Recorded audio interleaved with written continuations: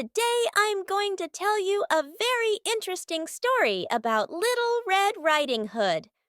So sit down and listen carefully.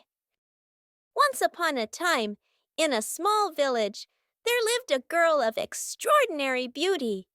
Her mother loved her dearly, but her grandmother adored her even more.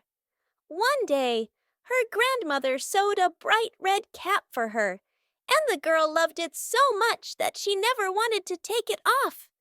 She wore it everywhere, and soon everyone started calling her Little Red Riding Hood. One day, her mother baked some pies and said to her, "Go visit your grandmother. She's feeling unwell. Take her these pies and a pot of butter. But remember, do not stop in the forest and do not talk to strangers." Little Red Riding Hood was an obedient girl, so she packed the food and set off toward her grandmother's house, which was in another village. As she walked along the forest path, a wolf appeared before her. The wolf wanted to eat her immediately, but he was afraid because he could hear woodcutters working nearby. So instead he asked, "Where are you going, Little Red Riding Hood?" The poor girl forgot that it was dangerous to stop and talk to wolves in the forest, so she answered, "I'm going to visit my grandmother. I'm bringing her pies and a pot of butter." "And where does your grandmother live?" asked the wolf. "Very far away," replied Little Red Riding Hood. "Over there, past the mill at the edge of the forest. Her house is the first one as you enter the village." "I see," said the wolf. "I think I'll go visit your grandmother too. I'll take this path and you take that one. Let's see who gets there first." With that, the wolf ran off as fast as he could along the shortest path, while Little Red Riding Hood strolled slowly along the longer one, picking flowers and humming songs. The wolf arrived at the grandmother's house first. He knocked on the door. Knock, knock. "Who is there?" "It's me, your granddaughter, Little Red Riding Hood," answered the wolf in a thin voice. "I've brought you some pies and a pot of butter." The grandmother was lying in bed because she wasn't feeling well, so she called out, "Pull the string and the door will open." The wolf pulled the string and the door opened. He rushed at the old woman and swallowed her whole, as he hadn't eaten in 3 days.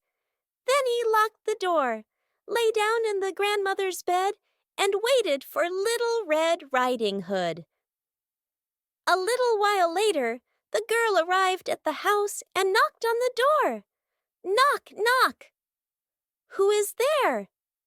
Hearing the rough voice, Little Red Riding Hood hesitated for a moment.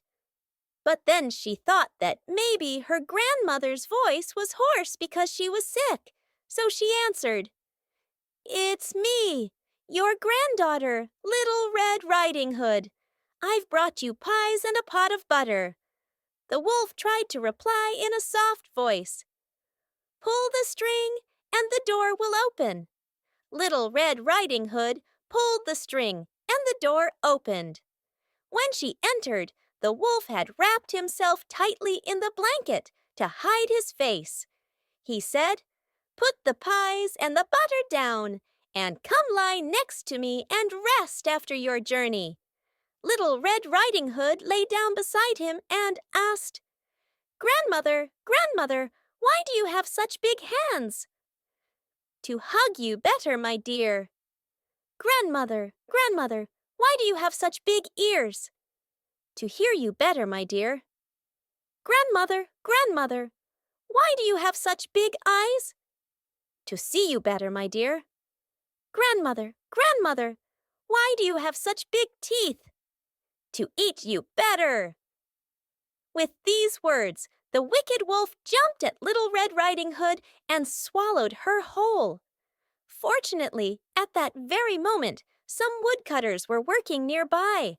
They heard the noise and rushed inside. They immediately seized the wolf and rescued both Little Red Riding Hood and her grandmother, who were completely unharmed. And that's the end of our story. Did you learn something from it? Little Red Riding Hood was too trusting and talked to a stranger, and that got her into trouble. So always be careful and pay attention.